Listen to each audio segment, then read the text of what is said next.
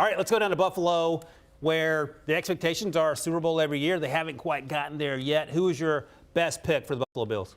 Osiris Torrance, the offensive lineman from Florida. But because Rick is here and he reminded me of this, it's the University of Louisiana, actually. I'm going to say that. But I love Osiris Torrance. He was my number 2 guard in this class. And he is someone, once he blocks you, it's a wrap. Get ready for the next play because you're not going to get past him. He does a great job in the run game.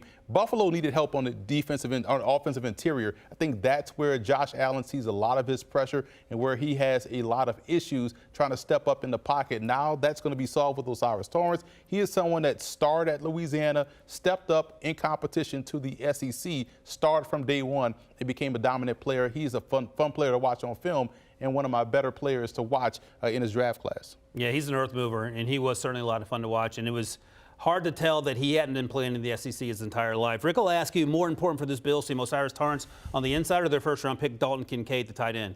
Yeah, I like Dalton Kincaid. This guy will come in and play. He's a good football player. He's a guard only, so he doesn't have position flexibility. So when you draft a guard this high, I know he slipped some because everybody thought he was going to go in the first round, that plug and play him and just put him at guard, right guard, left guard, wherever you think he's going to play, and just go.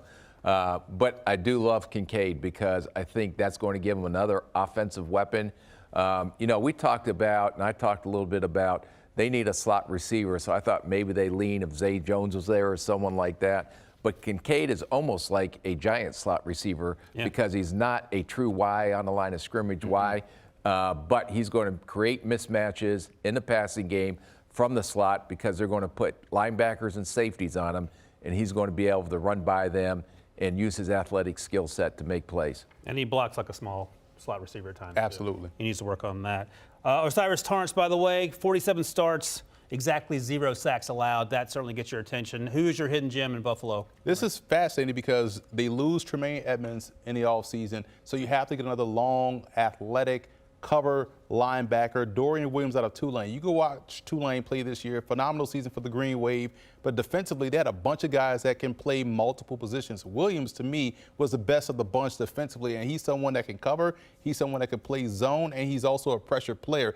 Now, he needs to work on blitzing with a better plan. Sometimes he just crashes into things, but at least you like the aggressiveness and the want to is there for him. So I think this is a hidden gem defensively that could play next to what they already have in Matt Milano.